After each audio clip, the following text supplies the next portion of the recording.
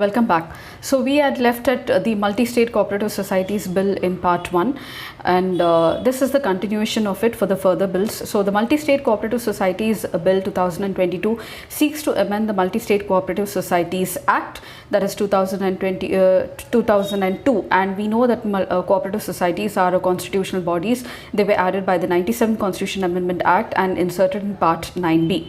Now this bill proposes the merger of any cooperative society, which I mean to say a state cooperative society, with an existing multi-state cooperative society. So they allow for mergers between the state cooperative societies and the multi-state cooperative societies, which was previously not possible.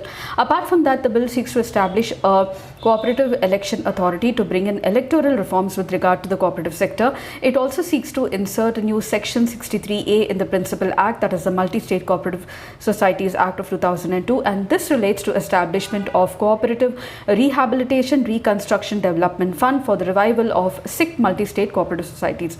It also proposes to insert a new section 70A relating to concurrent audit for such multi-state cooperative societies with an annual turnover of a deposit of more than the amount that is determined by the center. So these are some of the amendments that are brought out by the multi-state cooperative societies. There are some criticisms also. I will not be going into them. Maybe another post with regard to the analysis of the various bills coming out rather than going into the features. The next most important bill is the Jan Vishwas Amendment Bill 2022. So it is to decriminalize the minor offences and promote ease of doing business, especially for smaller businessmen. So there are several offences in our country where even small mistakes lead to people facing a long action towards the court, and this makes the business activity for them very, very difficult.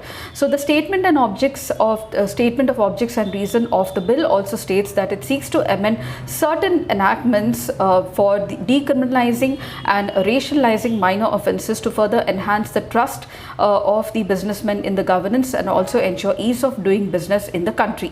Now it amends many acts like the Environmental Protection Act, the Public Liability Insurance Act of 1991, Information Technology Act of 2002, the Indian Post Office Act 1998, all those acts which are related to the business environment.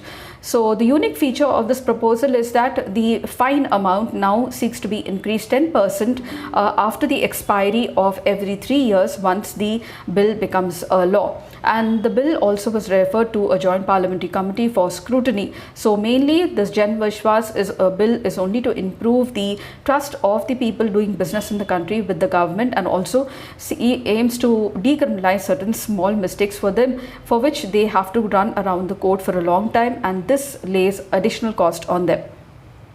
The most important other bill with regard to the interstate river water disputes now, and the Interstate River Water Disputes Amendment Bill 2019 as it is called. So this bill seeks to amend the Interstate River Water Disputes Act of 1956, which regulates the disputes of interstate river water disputes between the two or more states, and this bill was brought with a view to streamline the present mechanism of adjudicating with regard to interstate river water disputes, and also make the present institutional infrastructure with regard to interstate river water disputes more robust.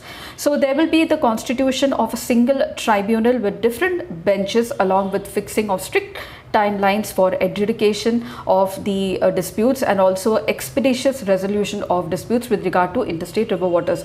Let me tell you, now we have separate tribunals for each and every dispute between many states. So some examples are like the Godavari River Water Disputes Tribunal, the Krishna, Narmada, etc., and the Kaveri also, which we see on and off coming up whenever the monsoons get heavier. So the amendments in the bill will speed up the adjudication of water disputes and also will form a single tribunal.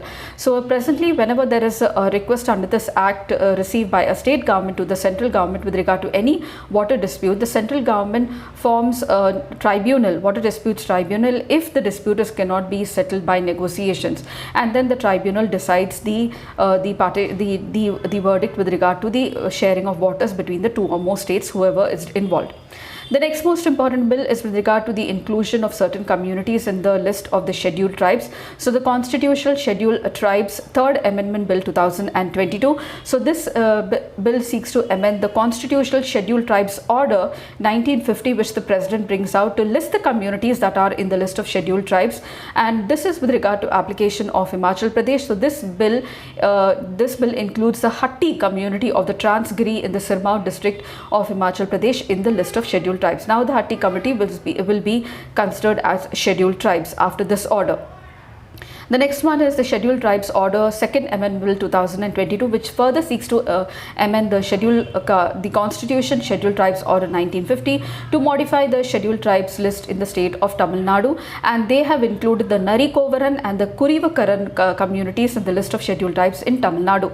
The other similar bill is with regard to the Constitutional Scheduled Tribes Order Fifth Amendment Bill 2022, and this is with regard to Chhattisgarh. So it brings a change in the tribal. It adds certain communities in the tribal list of Chhattisgarh, and these includes the Danuhar, the Danuvar, the Kisan, the Saundra, the Soanara, the Binjia communities in the list of scheduled tribes in Chhattisgarh. And another most important bill, the second last, is the DNA Technology Use and Application Regulation Bill 2019. Now this bill provides for regulation of the use of DNA technology for establishing the identity of certain persons. Under this bill, a full-fledged infrastructure and a framework is provided for regulating the DNA technology in the country. So it allows, testing is allowed only with respect to matters included in scheduled of this bill, and these include the offences under the Indian Penal Code 1860 and also civil matters like paternity suits. The bill provides establishment of a DNA data bank at the national level and also a regional data bank for every 2 or more states. It also provides for the DNA Regulatory Board, which will supervise these DNA data banks and also the DNA laboratories.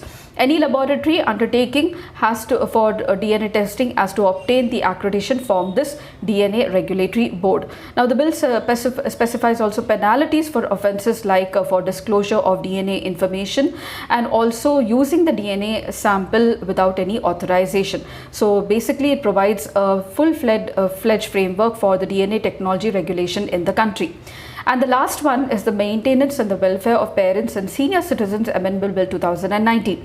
Now this bill widens the definition of children to include your stepchildren, adoptive children, children-in-law, legal guardians of the minor children.